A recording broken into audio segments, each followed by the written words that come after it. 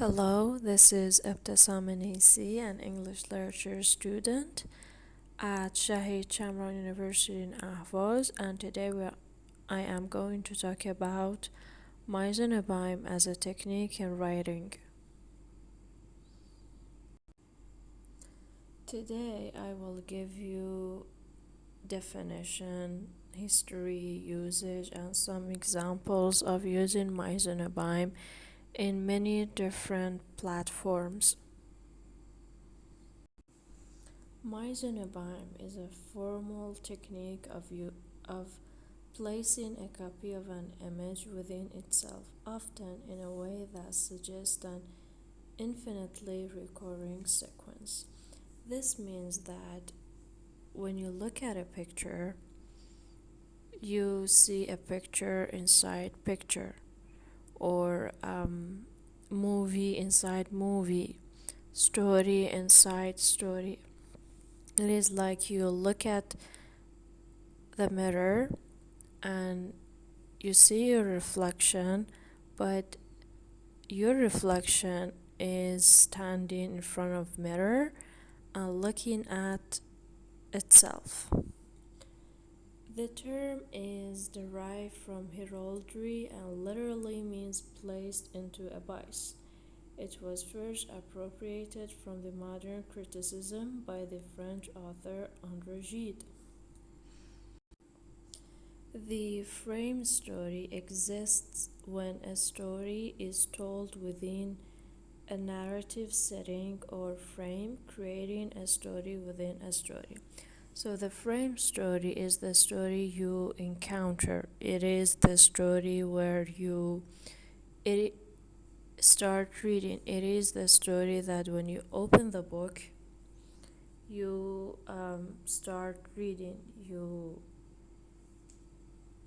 get to know the characters, their conflicts, their likes and dislikes, and what happens to them. So the frame story, it is like the layer, outer layer of something. It is like the thing that you see outside of something. It is the story that you face for the first time when you open a book and start reading. Imagine this with me. You're sitting in a place, it is a quiet, the weather is great, you grab a book, you open it, and you start reading. You keep reading, keep reading, keep reading, and you become familiar with the characters, what they like, their conflicts, their story, and then all of a sudden you find yourself reading another story. The point of view is changed, the characters are changed, and the story is changed also. What happened here is that you get back to the previous page and start reading again. And in this time you will realize that you are not confused, you didn't lose your concentration, but another story is being told right now. It is a story of another character inside that story, which could have a change in point of view. The shift in point of view served to create a sense of verisimilitude. Verisimilitude is the appearance of something to be real or true when what we are reading appears to be true.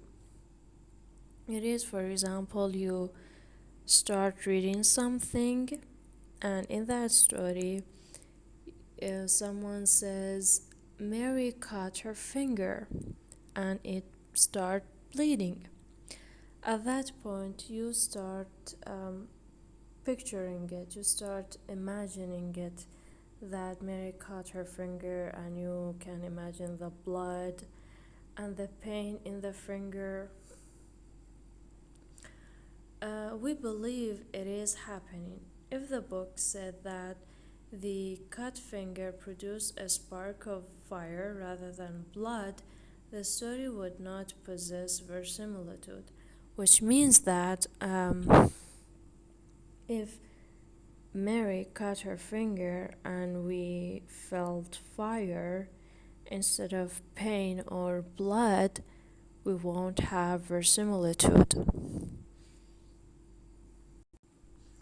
As I said before, Mise abyme in literature means or defined as inserting a story inside the main story.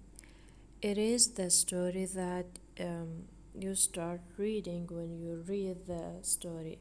It is the story that happens inside the main story. It is the outer layer of the story. Story within story. The result of inserting one or more small stories within the body of a large story that encompasses the smaller ones.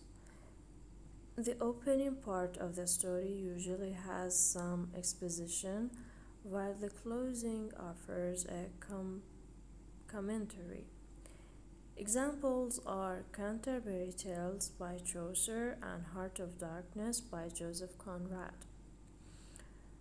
It means that when we read a story or a novel or short story or a novella, we read a story, and inside that story there might be characters who are going to tell their stories.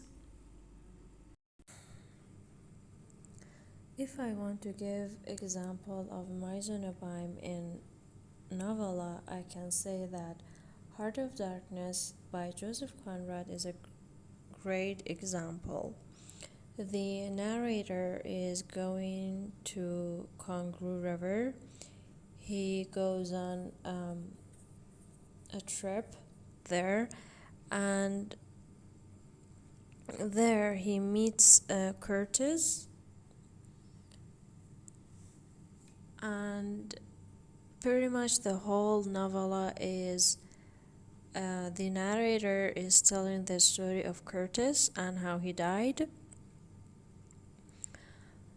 And we read the story of this narrator going to the Congo River, and the narrator is narrating the story of Curtis and how he died.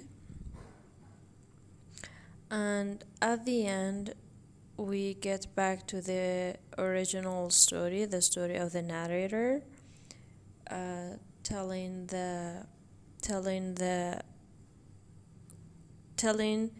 Curtis's fiance that the last thing that Curtis said was that he loved her. Here, Mise abyme is used beautifully to convey the message of fear and spooky environment. I already said that the setting is a dark and fear-provoking environment, and when we encounter the story for the first time, we feel that the fear and the dark and spooky environment,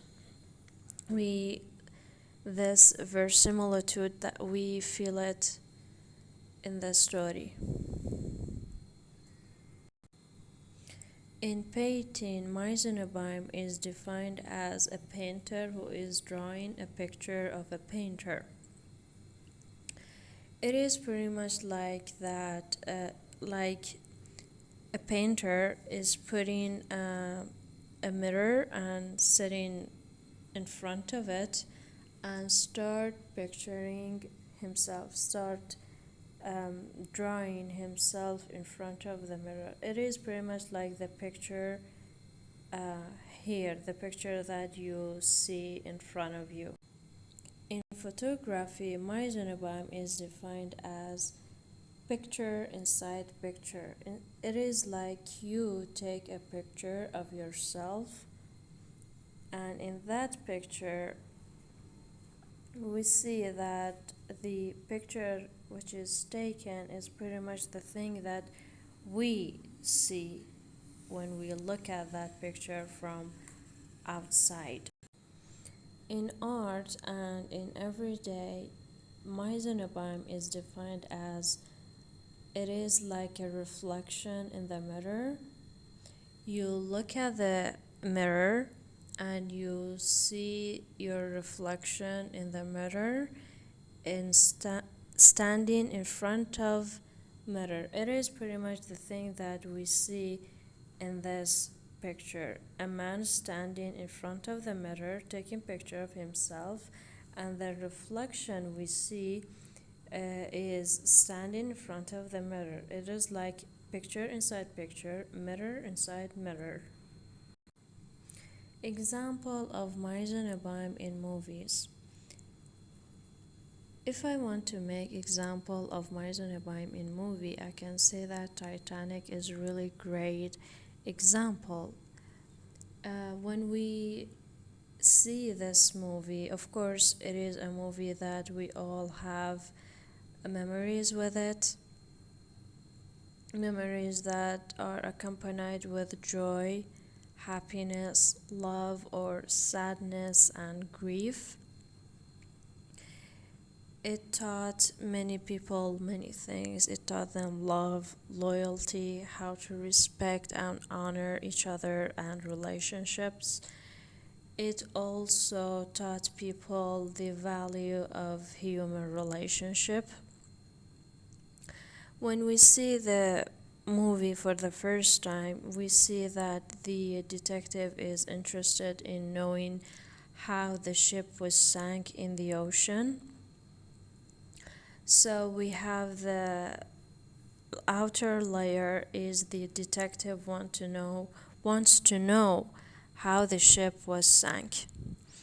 And the inside story is when old Rose started telling her story with Jack, how she met him, how she fell in love with him, how he saved her life, how he changed her life, and how he gave her hope to continue her life, and how he was drowned in the ocean.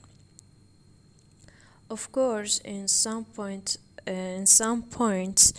old Rose stopped narrating her story with Jack and answered the questions which the detective and other people asked her about Jack and her relationship with him. So here we have the two-layered movie, the story of the detective wanting to know how the ship was sank, and the other story is old Rose telling her story with the man she fell in love with. Another example of Mise abyme in movie is Life of Pi. It is pretty much like the story of Titanic. A young boy is traveling with his family inside a ship, and the ship is drowned in water, and he finds himself inside a boat floating in the ocean for days and days, not knowing where he is going and where the direction is. Few days later, he finds out that he has a company with him, Richard Parker, a lion, which pretty much in the whole story is with him. The narrator is taking care of Richard Parker, which prevent him from losing his mind in that endless ocean. And finally, they reach a island, and Richard Parker leaves and leaving the narrator alone to be saved by a company and the local people who live in that area. This is the first story. And the second story is that the narrator, few years later, meets a writer who is interested in his story, the story of the narrator, and wants to write it. So he meets the narrator and asks him about what happened inside the ship. And at the end, we see that the old narrator is inviting the writer to lunch with him, with the narrator and his family. So here we have two stories. The first story is the young narrator inside the ocean. And the second story is many years later, when the narrator is older, telling the story to a writer who is interested in his story and wants to write it down. In poetry, Mise and abyme defined as poetry about poetry. A great example is this poem that you see in the picture. I Hate Poetry, a poem by Paul Dalagus Free. Poetry is for wimps. It's all about doilies and butterfly wings or stuff so personal only the writer could possibly know what it's about, which really makes me crazy. And half of the time it doesn't even rhyme. So as you can see, we have a poem which is written about poetry, and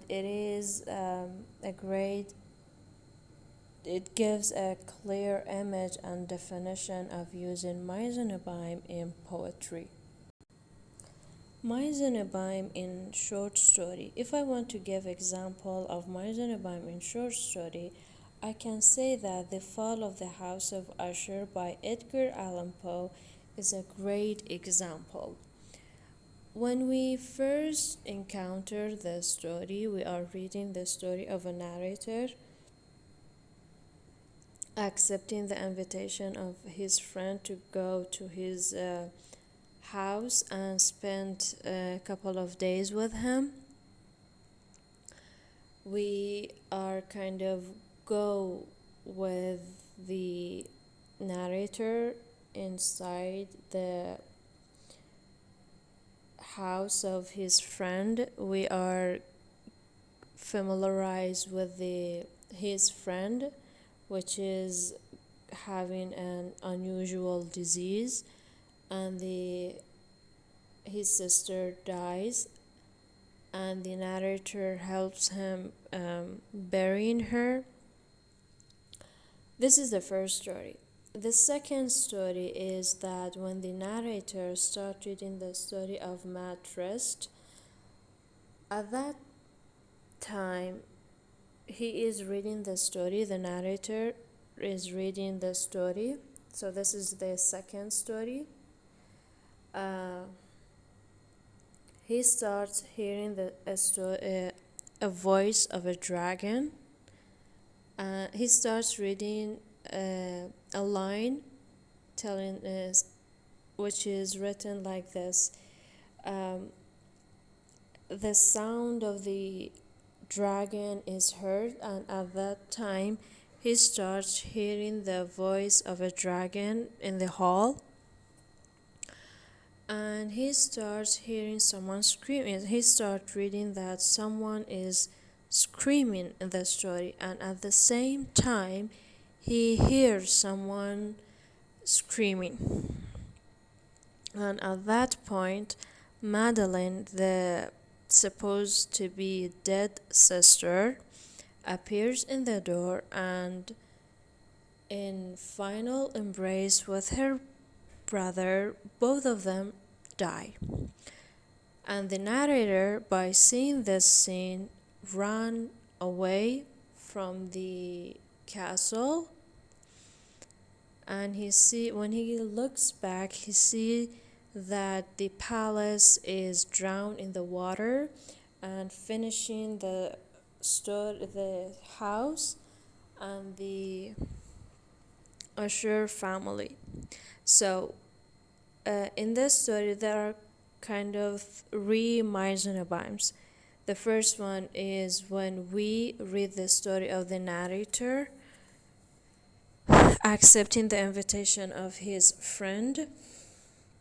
The second story is when the narrator is telling the story of Matt Rest, and the third story is the story of Matt Rest itself. Mise and abyme in play. If I want to give you an example of Mise and abyme in play, I can say that Hamlet is a really interesting example. In this play, we know that Hamlet is suspicious about his uncle killing his own father and marrying his mother. So he invites a group of actors to perform the way his uncle killed his father, to observe his reactions. And he is right, his uncle, by seeing the group of actors performing the murder, he gets up and leave the hall. In this story, we are reading the story of Hamlet. This is the first story, and the second story is Hamlet inviting group of actors performing his uncle, the murder of his father. This is the second story inside the main story of Hamlet by the talented writer Shakespeare. We all grew up watching The Simpsons, and we have different memories regarding this TV show. It has Mise and abyme. The father of the family is going through something in mourning, and later on in that day he meets his wife and start telling her about how he spent his day. And what he is narrating, what he's telling his wife, is shown to us by a flashbacks. So we are watching the story of the Simpson with his wife. They are sitting together, and the next thing we see that the father of the family telling the story of what happened to him today in flashbacks. I love this novel. Far from the Madding Crowd by Thomas Hardy. We are all fan of Thomas Hardy's works. Not just his novels, but also his poetry are amazing. In this novel, we encounter two Mise and abymes. The first one is in the first chapter, where Bathsheba, the young and beautiful protagonist of the novel, meets the boy she is going to marry at the end of the story, her true love, Gabriel. and she looks at herself in the mirror and blushes, and see her reflection blushes make her blush even more.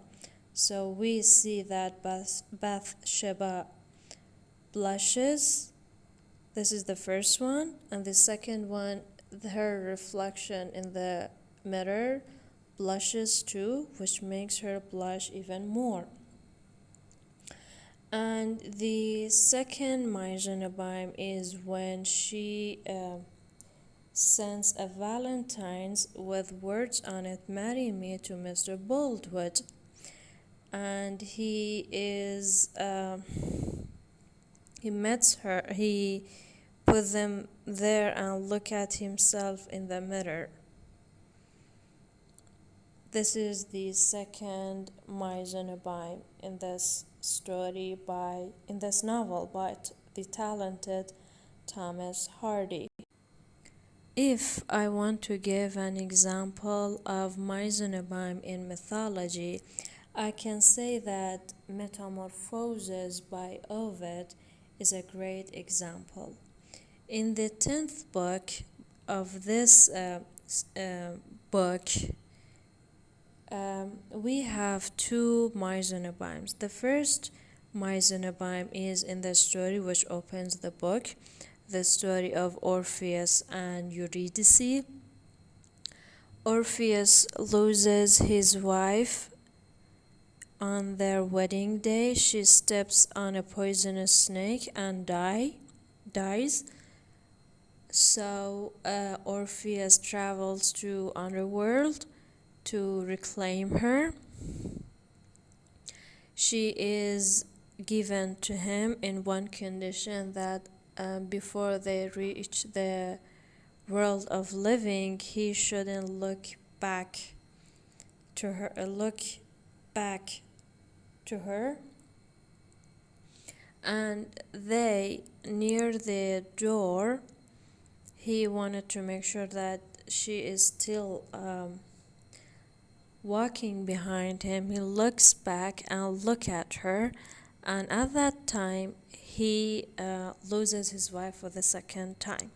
So he gets back to Hades again and asking him to give him his wife, but this time Hades refuses, and Orpheus gets back to the world of living. He sits in a shade and starts telling stories of many love stories about love, lost, and how some love stories are not meant to happen. At this point, we had two Mise abymes. The first one is when we read the story of Orpheus and Eurydice, and the second story is when Orpheus sits in the shade and starts telling the story of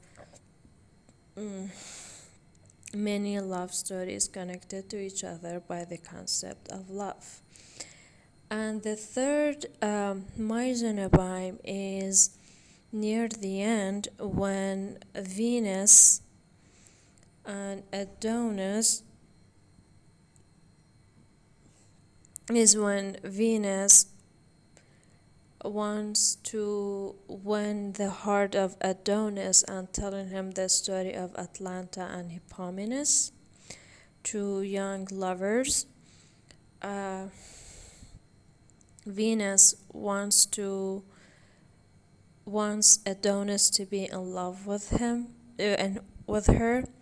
Adonis is a teenager who loves hunting.